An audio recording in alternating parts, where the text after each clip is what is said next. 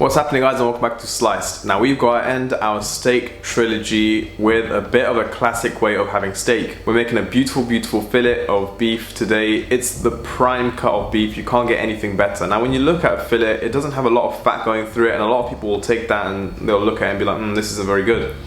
Actually, the reason why there's not a lot of fat is because the way it's positioned on a cow, it doesn't do any work. So while there's no fat, there's also not a lot of muscle that's been working into it. So it's not a very fibrous piece of meat, which makes it perfect for just having that really soft, really beautiful meat. And we're gonna go ahead and cook this up in a really nice way. So actually what I'm going to do to start with, I'm going to take our fillet out of the fridge and let it rest at room temperature for about 20 to 30 minutes. This is so that the internal temperature can become nice and warm and not stone cold in the center if you just take it out of the fridge.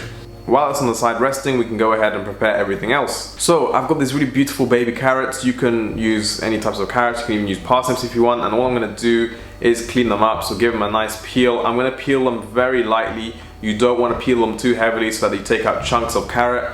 You want to peel it very gently to remove the skin but keep the shape of that carrot. I'm going to give them a quick rinse and move them to one side.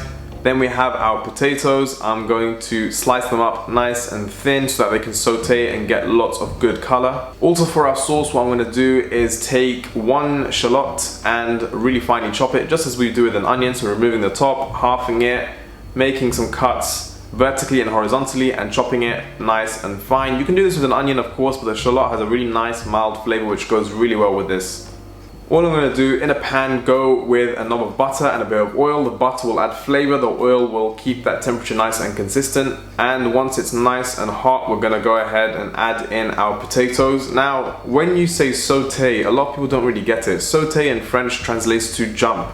The whole point of saute is that you make the veg jump. So I'm going to tilt the pan forward and flick it back so that we can create that jumping motion. We're going to do this on a relatively high heat, seasoning it nicely with some salt and pepper. I'm moving that to one side, repeating it with our carrots, getting them nice and cooked. They're very thin, so it's not going to take too long to cook. Just keep an eye on it.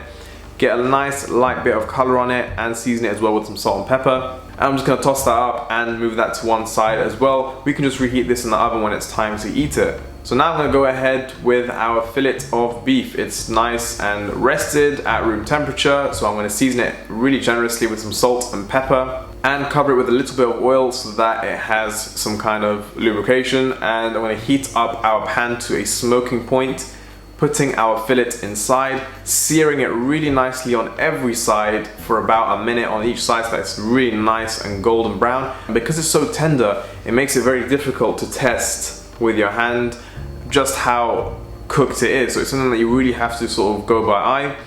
I'm going to go ahead and add in a load of butter with some garlic and rosemary, and this is going to flavor and also cook our fillet. What I'm going to do is I'm going to take this for about 7 to 8 minutes of constant basting, because I really want it to be that nice blushed sort of color in the middle. Once I've basted it really nicely, I'm going to take it from the pan and let it rest on the side for about 10 to 15 minutes. What this does, and it's so important, it allows that meat to relax, it allows that blush center to take over the steak and not just look like a solid line of color throughout the middle. So once our pan is removed, we've got all this lovely flavor left in the pan. I'm going to remove the garlic and the rosemary from this and add in our shallots that we diced earlier.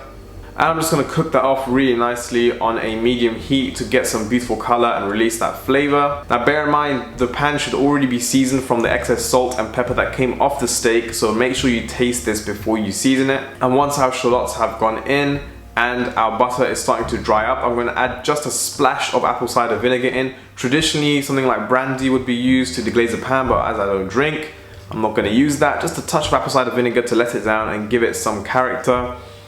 And we're going to cook that off for just a little bit. Finally, for our sauce, I've got a really nice assortment of woodland mushrooms. You can use chestnut, you can use white mushrooms, whatever you want. So after giving them a quick rinse in cold water, if you rinse them for too long, they'll get too soggy. But if you just rinse them quickly, you'll remove that dirt from them and you can dry them off and they'll be absolutely fine. And I don't want to really ruin it too much, so I'm just going to chop them in a sort of fine way. Some of these pieces I can just tear apart. I want to have some sense of character. I don't want everything to be perfect. I want it to be nice and rustic. And we're just going to chop those up and put them to one side. So once our shallots have cooked off and we've deglazed it, we're going to add in our mushrooms, just quickly stirring them through on a medium high heat. You don't want it to be too soggy, but you want to cook them through a little bit.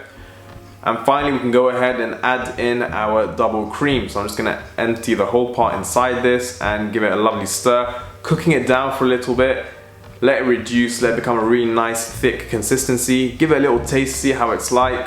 And I'm just gonna plate up this dish in a really simple way. I'm going to place our steak sort of off center of our plate, stacking up our veg really nicely in a sort of crescent around it. Then I'm gonna take our beautiful mushroom sauce and I'm just gonna pour a nice amount of it on top with a few of the mushrooms just delicately placed around it. And I'm gonna take a nice tablespoon's worth of our cream sauce and just very delicately place it around our steak and veg. This is a really simple way of presenting a really classic and beautiful dish. I hope you guys enjoyed it. This makes our steak trilogy. I hope you enjoyed this set of videos. A bit of a random sort of spontaneous thing. I know I don't post 3 videos in a row, but I hope you enjoyed it. Please like, subscribe, follow me on my social at slice_YT, and I'll see you next time. Bye.